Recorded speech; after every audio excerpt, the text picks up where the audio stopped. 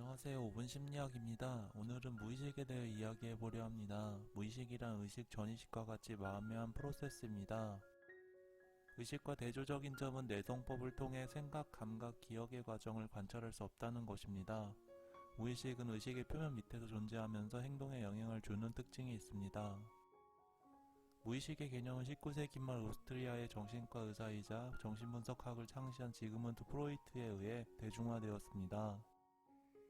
그는 정신의 과정은 의식, 전의식, 무의식으로 나뉜다고 보고 이를 정리하여 지형학적 이론으로 발전시킵니다.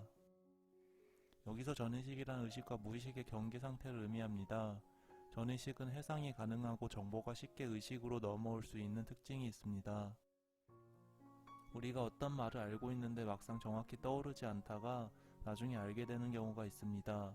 전의식 상태에 있는 정보가 이와 같습니다. 이를 혀끝 현상이라고도 부릅니다.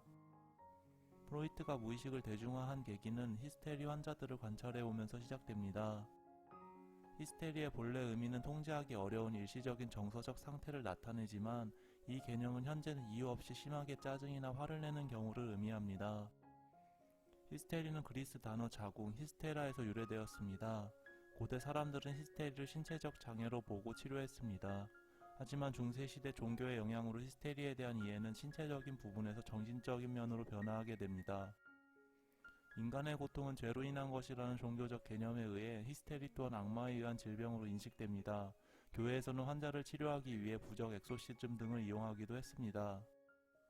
17세기 이르러 학자들은 히스테리에 대한 인식을 의학적인 상태로 바꾸기 위해 노력합니다. 이러한 노력은 히스테리를 정신장애의 개념으로 인식하는 것을 촉진했습니다. 20세기 이르러 정신의학이 발전함에 따라 불안과 우울증의 진단이 히스테리를 대체하기 시작했고 현재는 히스테리는 진단명이 아닌 감정상태를 의미하는 것으로 개념이 정착되었습니다. 역사적으로 히스테리의 증상은 광범위했는데 대표적으로 기억 상실, 신체 마비, 성격의 변화, 불면 등이 있었습니다. 프로이트는 당시 유명한 신경학자인 장 마르탱 샤르코가 히스테리 환자를 최면 상태에서 치료하는 과정을 참관하게 됩니다. 최면 상태에서는 히스테리 환자의 증상이 완화되거나 사라지는 것을 보면서 마음의 과정은 의식 상태만으로 이루어진 것이 아니라는 것을 알게 됩니다. 이는 이후 프로이트가 무의식 개념을 대중화하고 지향학적 이론을 형성하는 데 영향을 주게 됩니다. 프로이트는 히스테리 환자를 치료하면서 환자가 어린 시절에 성적 학대를 받았다는 것을 알게 됩니다.